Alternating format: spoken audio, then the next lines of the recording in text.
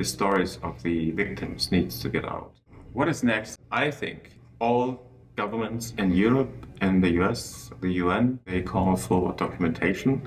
They want really to know what is going on, and I think that's a moment where we can really shape the future of Syria if we are true to the facts, if we are true to the trauma, if those who lost the loved ones can be sure that they will be heard. I think that is one of the key elements. There are a lot of heartbreaking stories of mothers seeing the children being killed in front of their eyes, or a father whose two sons and one nephew were killed, and he had to stay for 3 nights outside to protect them because he was not allowed to bury them, or other kind of cases where you have people being killed for their religious identity or how they are framed in a particular context. So this is one, I think these stories need to get out, these needs to be heard. We had the turning point also with the Yazidis in 2014-15. Something needs to happen that these stories, the survivors' accounts, will be heard in the European Parliament, at the UN Human Rights Council, for example, or even in the Congress and in the Senate.